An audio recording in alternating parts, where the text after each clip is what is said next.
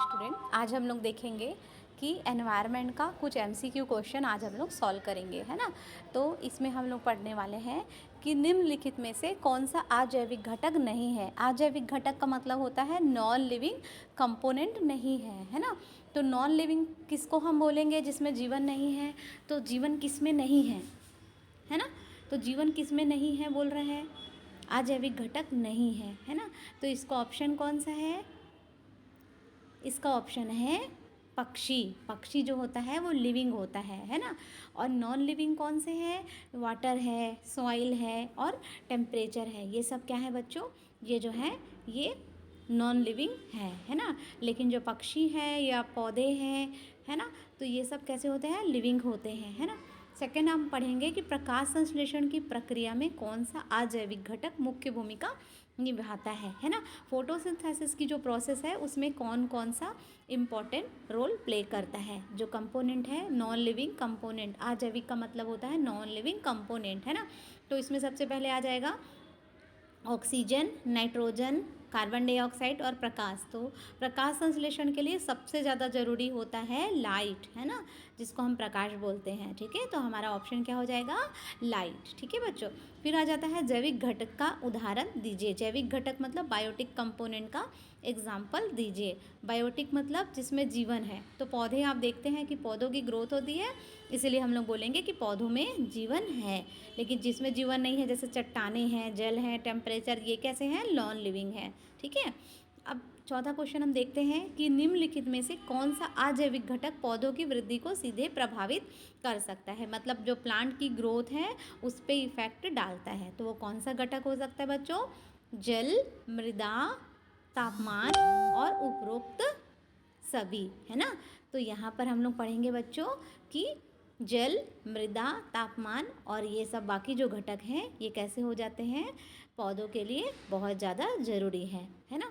निम्नलिखित में से कौन सा जैविक घटक है? जैविक घटक मतलब बायोटिक कंपोनेंट है जिसमें जीवन है ना। तो बैक्टीरिया जो है उसमें जीवन है। सूरज की रोशनी, सनलाइट नॉन लिविंग है, मिट्टी नॉन लिविंग है, जल नॉन लिविंग है, लेकिन जो बैक्टीरिया है वो लिविंग है। जैविक और अजैविक घटक के बीच का संबंध जो है उसका क्या उदाहरण है ना। जैविक और अजैविक घटक के बीच का जो रिलेशन है उसका क्या एग्जाम्पल पढ़ेंगे बच्चों? कि मृदा में खनिजों का घुलना, है ना, पौधों द्वारा ऑक्सीजन का उत्पादन, जलवायु परिवर्तन और चट्टानों का क्षरण। ठीक है।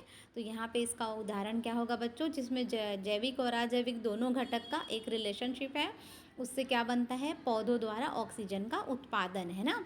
तो जो पौधे होते हैं वो ऑक्सीजन का उत्पादन करते हैं क्योंकि पौधे प्रकाश संश्लेषण या फोटोसिंथेसिस की क्रिया करते हैं और क्या करते हैं? ऑक्सीजन का उत्पादन करते हैं। पौधों के लिए निम्नलिखित में से कौन सा अजैविक घटक आवश्यक है? नॉन लिविंग कंपोनेंट जो है वो ज़रूरी है ना। जो पौधों के लिए ज़्यादा इंपॉर्टेंट है, ऑक्सीजन तो पौधे खुद ही रिलीज़ करते हैं, है ना। तो सबसे ज़्यादा इंपॉर्टेंट होता है जल, हाइड्रोजन, कार्बोहाइड्रेट, ये सब तो वो खुद ही प्रोड्यूस करते हैं। लेकिन सबसे इम्पॉर्टेंट चीज़ होता है जल या वाटर, H2O, है ना।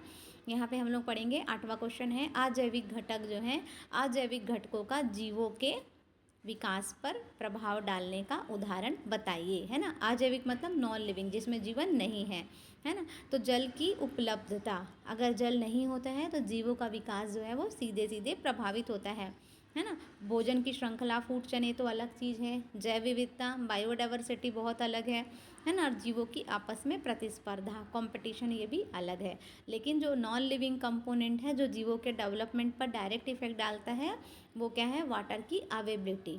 ठीक है। और मृदा का ऐसा कौन सा गुण है जो पौधों की वृद्धि पर सबसे अधिक प्रभाव डालता है? वो है पोषक तत्वों की मात्रा, है ना, पोषक तत्वों की मात्रा। ठीक है।